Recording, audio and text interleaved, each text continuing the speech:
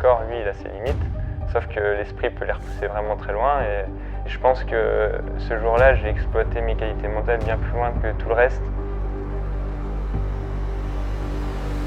J'ai vécu à 1000% ce jour-là, je suis trop heureux, quoi.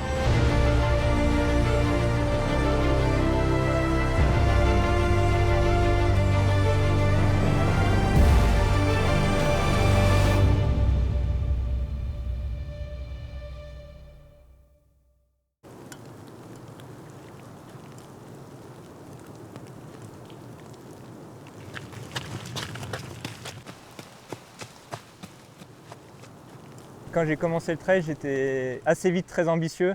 J'ai commencé tout de suite par des courses de 100 km. Moi, c'était ça qui m'attirait, quoi, voir jusqu'à où mon corps pouvait aller. J'étais aussi passionné de nutrition, voir comment je pouvais gérer cette partie-là, voir où pouvait aller mon corps. Alors avec aucune certitude, je ne me suis jamais dit ouais, je vais être le champion de demain, mais par contre j'avais vraiment envie de performer au plus haut niveau. Depuis tout petit, j'ai toujours rêvé de faire du très haut niveau et ça ne s'est pas éteint avec le temps en me reconvertissant dans le trail. Au contraire, ça a grandi de plus en plus. Purification de l'âme, connexion avec les glaciers.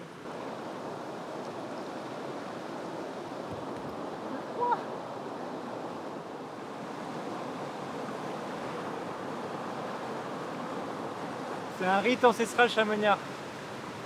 Se connecter avec les glaciers, tu vois. Non, je déconne. Non, vous n'avez rien sur En travaillant chez Millet, du coup, depuis 2023, j'ai réussi à m'installer en Haute-Savoie, donc ce qui me permet de m'entraîner dans l'environnement qui me permet de performer. Et aussi de gagner la confiance de ceux qui m'entourent. J'essaye de faire le travail que je fais le mieux possible pour avoir la flexibilité nécessaire pour m'entraîner et petit à petit voilà, performer de plus en plus haut.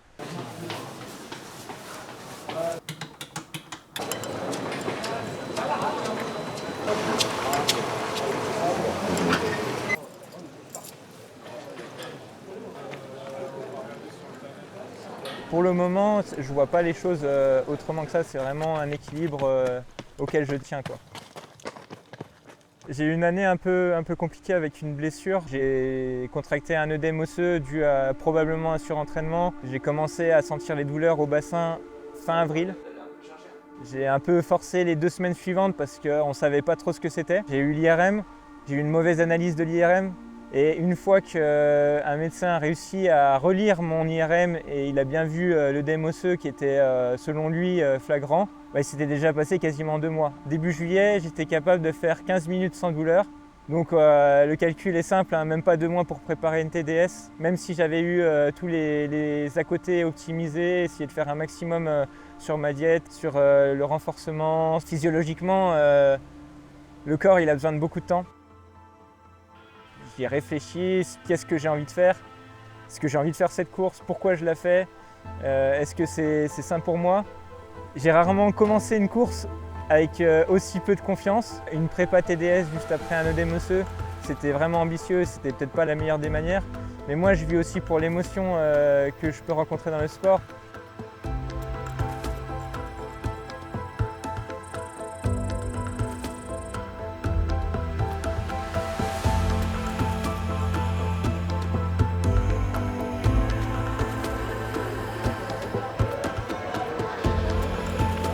TDS, élite. Oui. Pas de souci. Vous faites Oui, ici ou non, n'importe. Okay. Simplement, votre dossard n'est pas au même endroit. Oui, ok. Voilà, ce petit papier, c'est juste pour récupérer le dossard. La puce. Merci. Très bonne course à vous. Bon courage à vous. Merci à toi. J'ai presque pas besoin de faire de compétition. J'aime bien les itinérances, de partir à un point A, un point B, de tracer des belles lignes en montagne. Mais il y a toujours une partie de Baptiste qui est compétiteur. Et c'est pour ça que je choisis quelques courses dans l'année pour satisfaire ce besoin de compétition. Mais ce n'est pas la totale philosophie de ce qui me fait courir. C'est juste le sentiment de liberté d'évoluer dans un endroit, un milieu qui me plaît et qui me fait sentir vivant, quoi.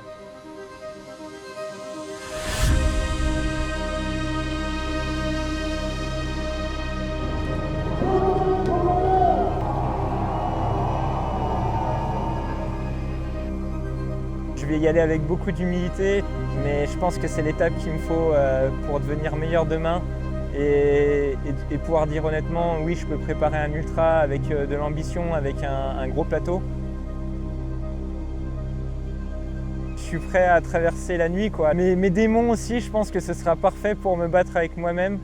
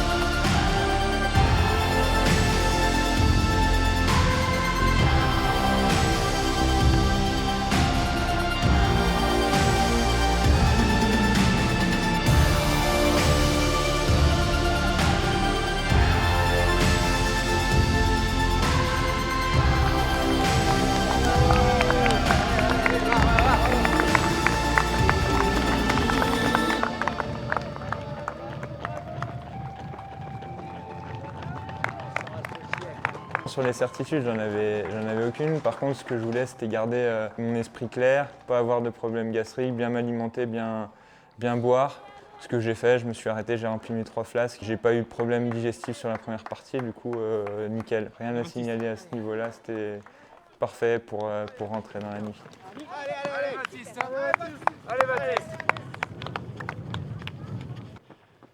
Moi, c'était ma première nuit complète, donc j'étais curieux de découvrir ça et puis j'ai vraiment adoré. On a l'impression d'être aspiré par la nuit comme ça. On regarde la montre, voilà, 2h du matin, 3h du matin, c'est quand même drôle de se retrouver tous ensemble à ce moment-là, de voir les lignes de frontale au loin. C'est vraiment une atmosphère particulière et vraiment à vivre, quoi. Oui, c'est bien, je vais là.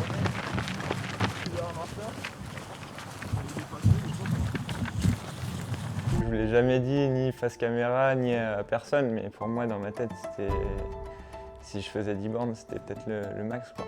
Et finalement, je me retrouve à Bourg-Saint-Maurice.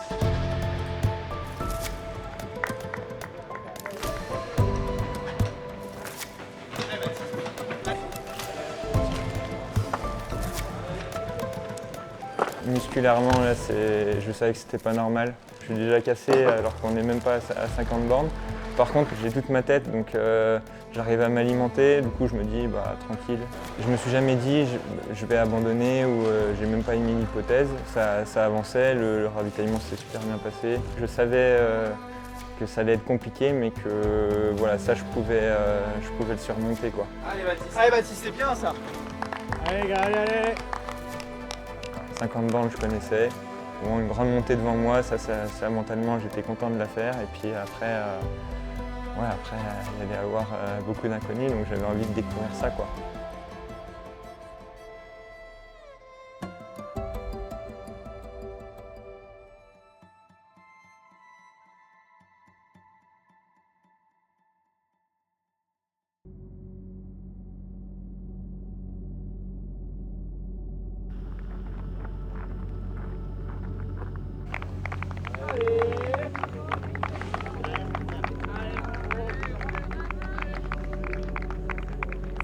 Allez Baptiste! Allez Baptiste! Allez Baptiste! Là, la course commence à avancer et je peux vraiment pas suivre les autres dans les descentes alors que mentalement, enfin, dans ma tête, tout ça, tout va bien. C'est juste que musculairement, je suis vraiment incapable de faire mieux. Et ouais, je les vois partir. Bon voilà, c'est comme ça, hein, je peux pas combattre contre ça.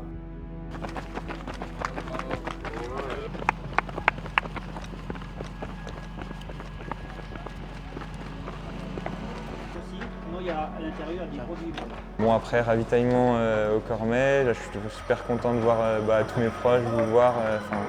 C'est une des premières fois que j'ai vu un peu ça avec autant de monde autour de ma course et c'est vrai que c'est quand même super réconfortant. On a envie de repartir 2 fois plus fort après avoir vu du monde qui est proche de moi. Donc voilà, je repars quand même assez positif. Et puis là, on a une nouvelle montée jusqu'au col de la Sausse qui se passe plutôt bien. Ouais. Jusque-là, tout est OK.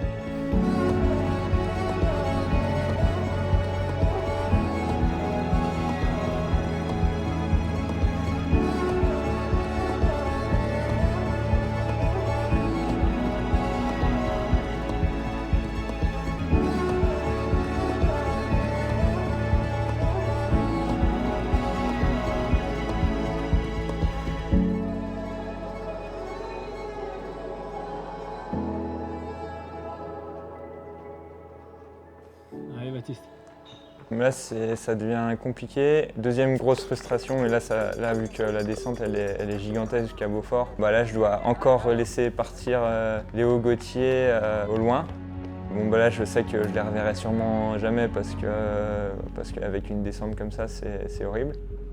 Et en plus, j'ai le beat qui commence à lâcher. Tu restes dans le jeu. C'est bien, c'est bien. À savoir que 15 jours avant, j'ai eu un petit virus intestinal et je pense que j'étais assez fragile à ce niveau-là.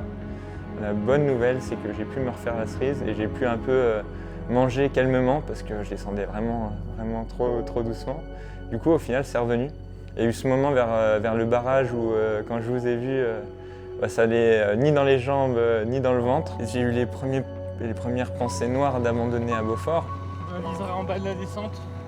J'ai hâte que ça remonte. Ouais. Et puis au final, au fur et à mesure de la descente, j'allais pas plus vite, mais par contre j'allais mieux dans ma tête et au niveau du ventre, ça allait mieux. Donc voilà, c'est là qu'on voit sur du long et de l'ultra, c'est qu'il peut avoir vraiment beaucoup d'état d'âme et beaucoup de rebondissements dans une course.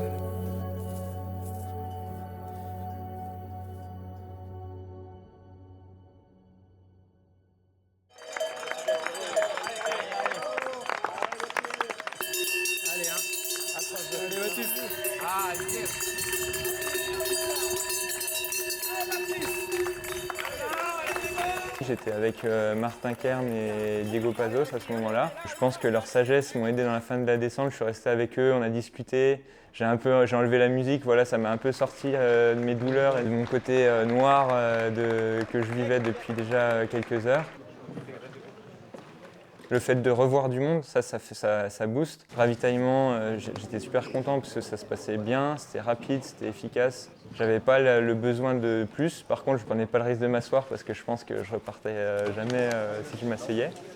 J'étais dans un esprit où finalement ça allait le faire. Ou du moins pour la prochaine partie c'était bon. L'esprit a repris le dessus, il y a du positif. Après il y avait cette partie remontant jusqu'à Haute-Luz. Allez, tu reprends, allez Martin, allez.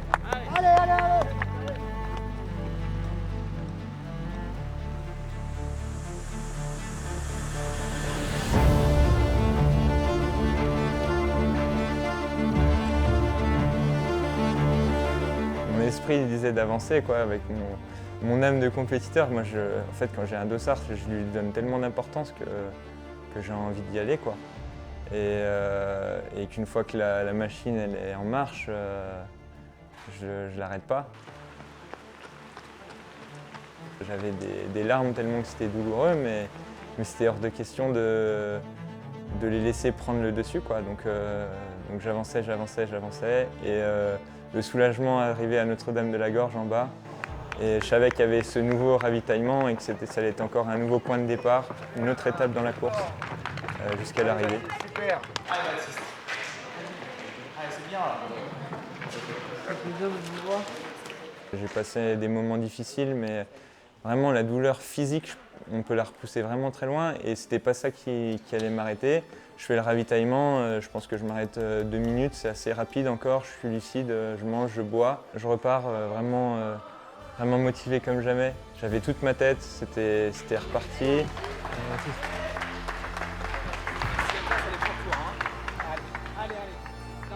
Je savais que devant c'était assez loin, mais voilà, comme j'étais concentré sur ce que je faisais, c'était pas forcément l'objectif, là c'était vraiment de mener l'aventure jusqu'au bout à ce moment-là.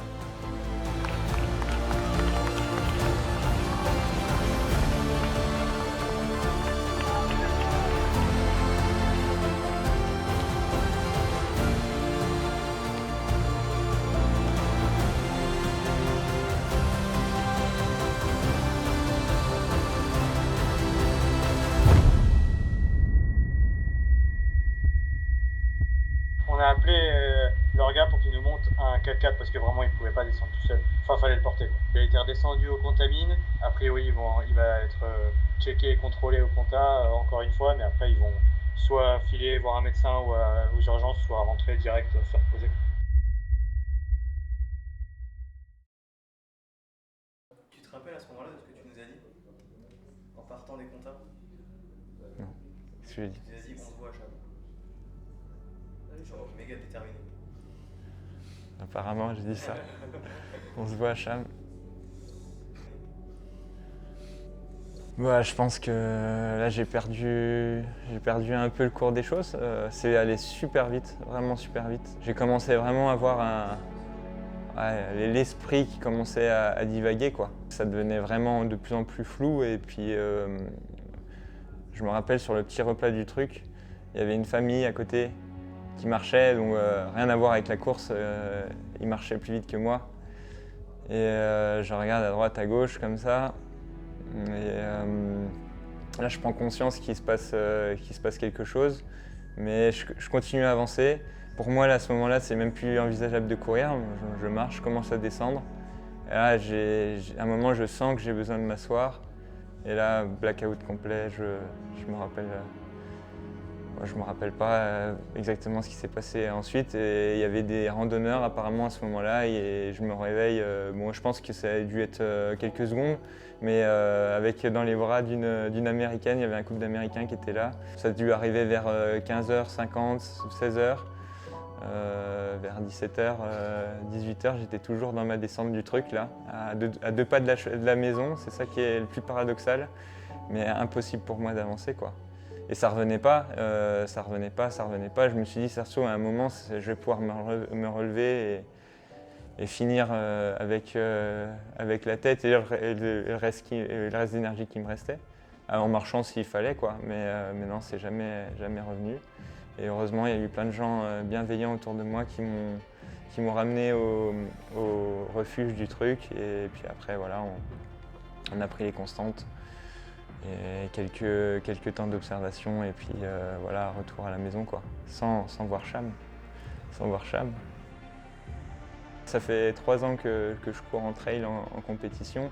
Je pense qu'à l'échelle d'une carrière, enfin, c'est que le début. Il y a beaucoup d'athlètes de très haut niveau qui nous inspirent et qui ont quelques années de plus que moi. Donc cette année, c'était voilà, l'apprentissage et demain sera meilleur et j'ai vraiment hâte de découvrir la suite et les prochaines courses. Il y a énormément de gens qui m'ont dit « Ah, tu dois être trop déçu, enfin, on est désolé pour toi ». Ouais, faut pas être désolé pour moi. Moi, j'ai vécu à 1000% le jour-là, je suis trop heureux, quoi. On se découvre jusqu'au bout de l'effort et c'est bien la leçon que j'ai appris ce jour-là, quoi.